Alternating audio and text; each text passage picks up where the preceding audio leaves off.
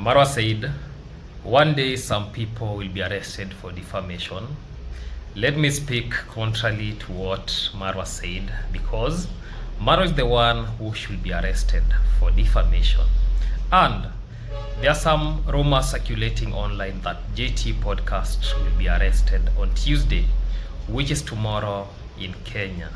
Let me say that if this will happen, this shows hypocrisy and danger of Kenya's future, because people will now see Kenya as a country without laws. And today's video, I'm going to analyze and give my personal evidence why Marwa is the one who is supposed to be arrested for defamation.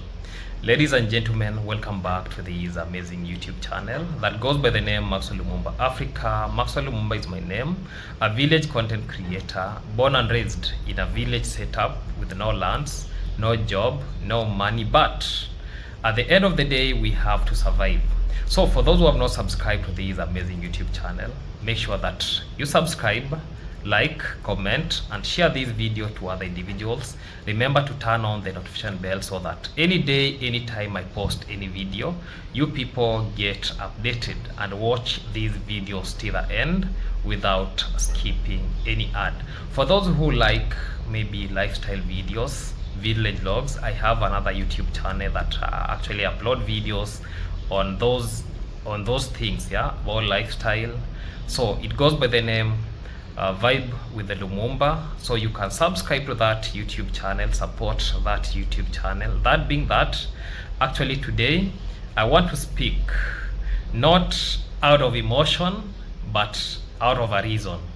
I want to talk about something that affects not only content creators but the entire justice system, the power of free speech, and the credibility of Kenya as a democratic nation.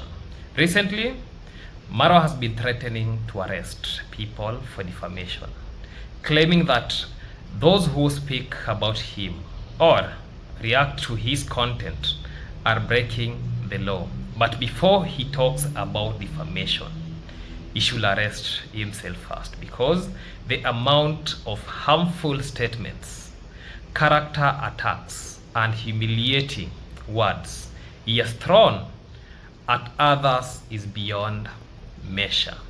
This is not hate. This is analysis. This is fact checking. This is defending freedom of expression and truth in public media. Let me start by defining defamation. In law, defamation means saying something false that damages someone's reputation. But commentary, opinion, or truth-based public information is not defamation. So, when people, including me, talk about what is already there on YouTube, that is fair comment. Because what I usually do, I analyze video that have been already posted in public domain.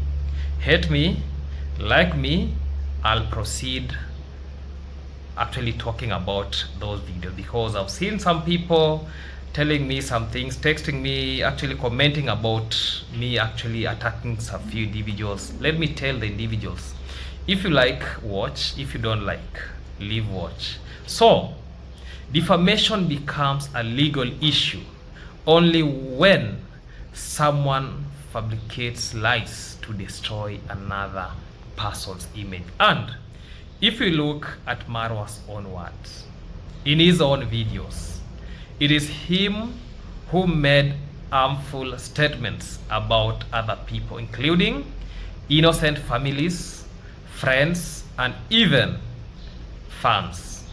Let us go through the fact, not rumors. Marwa has repeatedly talked about people in public on his channel, which reaches thousands of views. He said that Mosabi's father beats his mother. Someone like Mosabi, his case is very difficult. Mosabi in his home, his dad is a very, how can I say, drunkard. I don't speak for other people's family, but this has come out. He beats his mom and all these things, so Mosabi left home. Okay? Mosabi's father is drunkard. The reason why Mosabi does not go home is because of how the family is, the way you have stated. That is a deep, painful, and personal matter that should never be spoken out publicly. That is issue number one. That is my one evidence why Marwa is supposed to be arrested for defamation. Issue number two, he once said that Baba Ann wants to take his own life and called him a drunkard, again a harmful label violating the man's dignity. Also, he once said that a Nairobi teacher came to his village to beg and that he had to give him a basket to go home. Where is the proof? Where is the truth?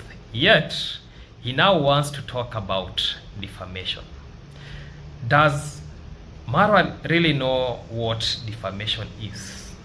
Even recently, I heard another YouTuber talking about defamation, that because somebody called him a scammer, is now saying that that individual should be charged with defamation. And yet, either one who has some money was sent to that individual through his details. Now you are calling that individual, actually you are now telling that guy that he should be charged with the defamation. And yet, it is very evidently, the reason why he had to call you that name is because you are not ready to give him back the money. So, let me say this.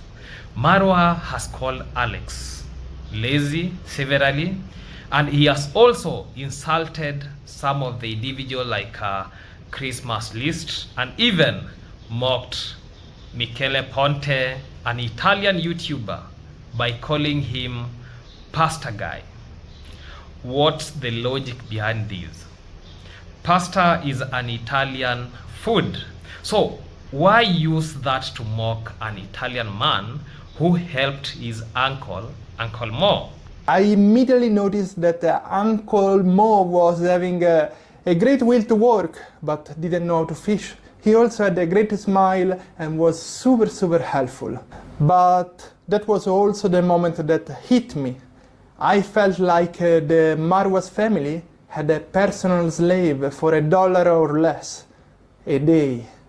And Uncle Mo was running everywhere, right and left, doing all the errands, cooking for them, being super helpful, and was getting like $1 a day.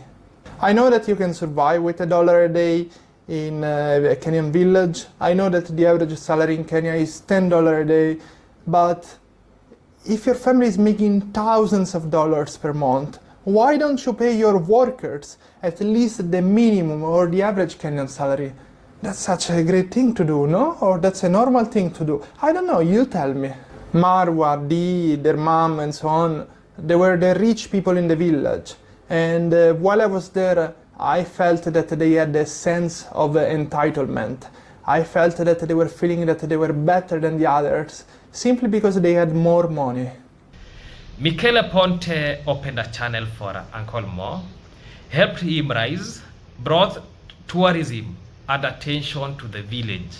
Yet, Marwa insulted him and even tried to make him look bad. If that is not defamation, then what is? Let me talk about the psychology of projection. There's something psychological about people who always play the victim after harming others, because Marwa most of the time is now playing victim, and yet is the one who has actually been talking bad about other people, about other people's family, and yet he wants to claim that he's now going to make sure that some people are arrested. That is called projection. When someone accuses others of what they themselves are guilty of. Marwa insults others freely, but when people analyze his public behavior, he calls it defamation. It's as if he believes criticism equals hate, but in reality, criticism is a mirror. It shows a person who they really are in the eyes of the public. You cannot attack everyone, destroy reputation, and then demand to be protected from analysis. That's not how democracy or justice work.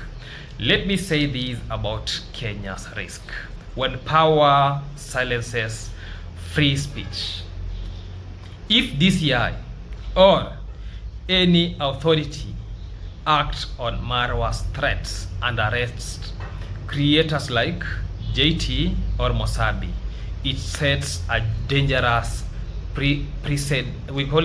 precedent for Kenya. It means no one will be safe to speak, analyze, or comment on public figures anymore. It means content creators will live in fear, afraid to mention names, afraid to review the content, and afraid to speak the truth. Because actually what we usually talk about how truth is being hidden from the public.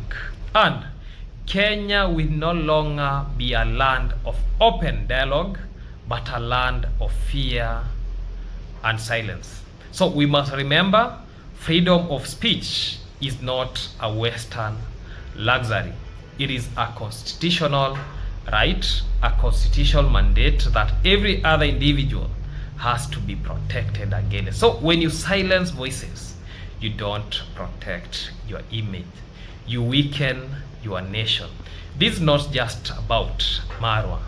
This is about the justice and the future of digital journalism in Africa. Let me talk about fair use and public commentary. Every statement I make here is based on what is already in public. These are videos that Marwa uploaded himself. When you see me talking about Marwa, when you see me talking about Rocio, when you will see me talking about her congrats mom, when you see me talking about even other few individuals under international media law, including in Kenya, the UK, the US, commentary on public available content falls under fair use. We have seen even people talking about Donald Trump, but Donald Trump has never been mad to them. We have seen in Kenya politicians, the likes of Miguna, who say anything that he feels he should say, but speaking what that individual has done, and it is there in public domain. So people can react, analyze, discuss, and critique as long as they are not fabricating lies. Nobody fabricated anything. The public saw Marwa's word, heard the statements, and formed their opinion. That is the beauty of free media, accountability through public dialogue. Let me talk about the illusion, the cult, and the power of critical thinking. You will see people, some calling themselves loyal fans, some of them cult members or minions, who repeat whatever Marwa says without questions. They don't want truth, they want to defend an image. But being a fan does not mean losing your mind, because what we are now seeing is that a lot of people, especially to those people that I usually talk about that they belong to that cult, they are speaking as if those people have lost their mind. But let me say this. Being loyal does not mean abandoning logics. What actually I do, I'm trying to bring logics to people so that I'll be opening their eyes to see what is hidden in some people. Especially, I'm not even afraid to say that one of my content is Marwa. And I analyze his videos because there is something that people are not realizing. So, Kenya needs more critical thinkers, not blind followers, like the likes of Janet Harris or Janet Harassment. Because this is one of the individuals who likes speaking a lot of shit, the way she wants to speak. So, the moment a creator starts using his platform to silence others, he stops being an influencer and starts becoming a dictator in the digital space. And what we are seeing from Marwa is now becoming a dictator in the digital space. He should resist. He should actually get out of that. Let me say that if Marwa were truly held accountable, if defamation were truly enforced fairly, Marwa himself will face the highest number of charges because the evidence is everywhere in his own channel. He has made false claims, insults, and humiliates people, all on record. The law should actually not protect those who abuse others, but punish those who expose them. Justice must be equal, not selective. If he really believes in justice, let him face the mirror first before calling the police. Because the way I said, if the DCI will arrest JT Podcast, that shows that Kenya has no law. And now we can see a lot of people actually holding their heads to see if JT Podcast will be arrested. And if that will be happening, that now tells us that in Kenya, if you are very powerful, or let's say when you have money, anything can be done. I remember I did a video about the roles of DCI. For those who don't know, DCI is the Directorate of, actually is the, we call it the Directorate of Criminal Investigation, the DCI in Kenya, that is mandated of carrying out criminal, actually arresting the criminals, yeah, and investigating actually investigating crimes that happens in Kenya. So let me say this. I say this is not with hate, but with purpose. We must protect truth, fair discussion, and freedom of speech. Kenya must not become a country where creators are arrested for analysis. Marwa should learn humility, self-reflection, and accountability, because if he truly wants to talk about defamation, he should arrest himself first.